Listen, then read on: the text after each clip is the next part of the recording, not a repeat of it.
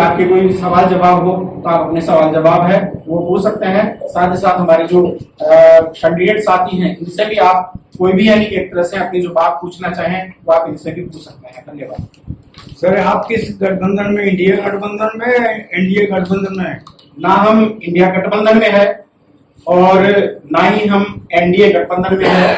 हम इंडिपेंडेंट चुनाव लड़ रहे हैं और हमें जो है किसी भी गठबंधन ने कोई अप्रोच नहीं किया।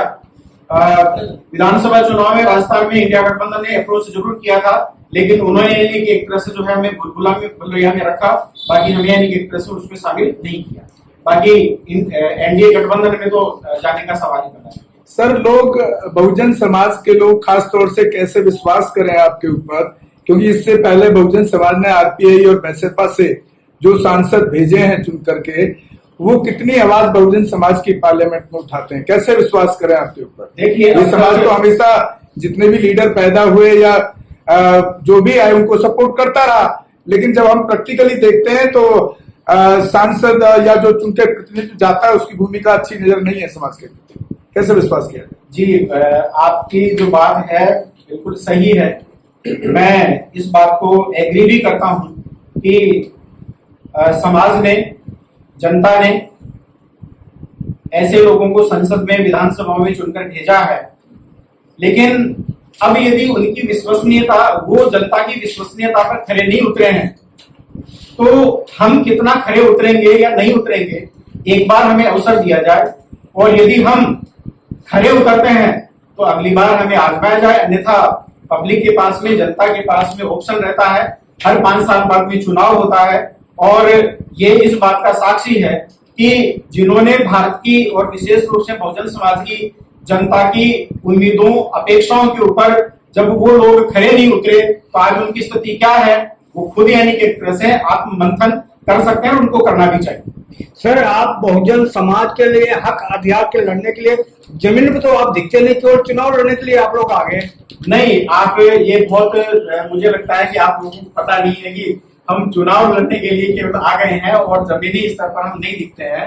हम तो चुनाव लड़ने के लिए दिल्ली में पहली बार आए हैं, बल्कि उससे पहले हमने 10 बिल जो है संसद में इलेक्टोरल रिफॉर्म पर बनाकर दिए हैं और इलेक्टोरल रिफॉर्म पर जो हमने संसद को जो बिल बनाकर दिए थे, उसी में जो इलेक्टोरल बॉन्ड है, इसका जो मैटर है वो हमारे पार्टी के राष्ट्रीय अध्यक्ष विजय मानकर साहब के द्वारा उठाया गया था और इसको गलत है उन्होंने बताया था और इसी के ऊपर आगे एडीआर ने जो है वो एक्शन लिया और बेहतर तरीके से पैरवी करते हुए सुप्रीम कोर्ट में इसको जो है उन्होंने इलीगल है वो घोषित करवाया।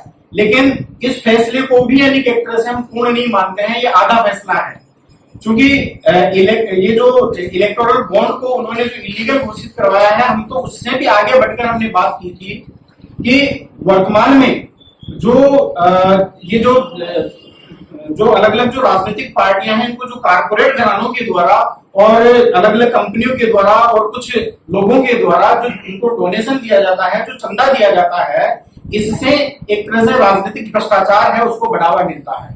क्योंकि जिन राजनीतिक पार्टियों को जो कंपनी या कारपोरेट फंडिंग मिलेगी, वो अपने यानी कि एक तरह से अनुचित और उचित जो काम है वो उनसे करवाने का प्रयास करते हैं और इसी के परिणति के रूप में ये जो देश के संसाधन है, आर्थिक संसाधन है, उनका भी यानी कि एक तरह से जो है वो नुकसान होता है। तो हमने ये बात रखी थी कि एक नेशनल इलेक्टोरल फंड है वो बनना चाहिए। जिस कंपनी को, जिस कारपोरेट घराने को, जिस व्यक्ति को टैक्स में छूट लेनी हो तो डायरेक्टली उनको नेशनल इलेक्टोरल फंड में जो है उनको डोनेशन करना चाहिए और उसके जो जितना फंड इकट्ठा होता है उस फंड को राजनीतिक पार्टियों को उनके वोट परसेंटेज के आधार पर उनको डिवाइड कर देना चाहिए। तो इससे एक तो यह होगा कि किस व्यक्ति के द्वारा कितना फंड दिया गया वो तो डेटा सामने आ जाएगा, लेकिन जिन राजनीतिक पार्टियों को ये फंड जाएगा वो उनकी परफॉर्मेंस के अनुसार जाएगा। जिस पार्टी को 1% वोट मिलता है तो यदि 100 रुपए का डोनेशन आया तो कम से कम 1 रुपया उसको भी मिलेगा। तो नेशनल इलेक्टोरल फंड भी आना चाहिए, यह भी हमारी मांग है और हम माननीय सर्वोच्च न्यायालय से कहना चाहते हैं कि इस मामले में यदि वो स्वतः संज्ञान लेकर और इस प्रक्रिया को यदि आगे बढ़ाते हैं तो देश में राजनीतिक भ्रष्टाचार को पूरी तरह से खत्म किया जा सकता है। सर ये जो संविधान पे खतरा मंडरा रहा है इसको कैसे सॉल्व करेंगे सर? 400 पार का नारा दिया जाए कि हम आएंगे 400 पार, अगर आपकी सीट तो हम संविधान को बदल देंगे। देखिए, पहले तो आपने ये कहा है कि भारत का संविधान है वो खतरे में। मैं आपको ये बताना चाहता हूँ, बाबा साहब अम्बेडकर ने जिस संविधान का निर्माण किया है वो संविधान इतना स्ट्रॉन्ग है, इतना मजबूत है कि संविधान को बनने के बाद में विश्व के दूसरे अन्य देशों ने इस संविधान को कॉपी किया है और बहुत सारे जो प्रोविजंस है उन्होंने अपने अपने संविधानों में इस भारतीय संविधान की नकल करते हुए लागू किए हैं। संविधान में अमेंडमेंट की भी यानी कि एक तरह से पूरी की पूरी प्रोसीजर है, इसलिए कोई माई का लाल भारतीय संविधान को बदल नहीं सकता। मैं ये बात कहना चाहता हूं। दूसरी बात, पूरे वर्ल्ड में आज डेमोक्रेटिक कल्चर है, पूरे देश में आज डेमोक्रेटिक कल्चर है और डेमोक्रेटिक कल्चर में जो कोई ये सोचता है कि यहाँ पर कोई राजा का, रानी का, राजतंत्र का वो कॉन्सेप्ट आ जाएगा तो शायद वो मुंगेरी लाल के सपने देख रहे हैं। देश की जनता इस बात को कभी भी स्वीकार नहीं करेगी और ये जो 400 पार का जो जिन लोगों ने नारा दिया है वो जो चुनाव लड़ रहे हैं उनकी स्थिति को जो है वो आप देखिए और जब आप उनकी स्थिति को जब आप देखेंगे तो फील्ड में किस प्रकार से जनता है उनको जवाब दे रही है 400 पार के नारा का संविधान बदलने का, वो स्वतः यानी कि एक तरह से ये इस बात से सिद्ध हो रहा है। दूसरी बात, वो जो भी 400 पार का नारा दे रहे हैं, क्या वो पाकिस्तान में चुनाव लड़कर लेकर आएंगे? क्या बांग्लादेश में चुनाव लड़कर लेकर आएंगे? क्या नेपाल में जाएंगे, भूटान में जाएंगे? कहां जाएंगे वो 400 पार के लिए? अभी एट प्रेजेंट राजस्थान में जैसे उनकी 25 की 25 सीटें हैं, जो यूपी सबसे बड़ा स्टेट है, यहाँ पर भी करीब करीब यानी कि एक तरह से उन्होंने जो सीटें हैं वो हथियार रखी है। उसके बावजूद जो है वो 303 सीटें जो है उन्होंने जीती है और वैसे देखा जाए 353 हम मान सकते हैं जो अलायंस के साथ में जो है वो एनडीए अलायंस के साथ में।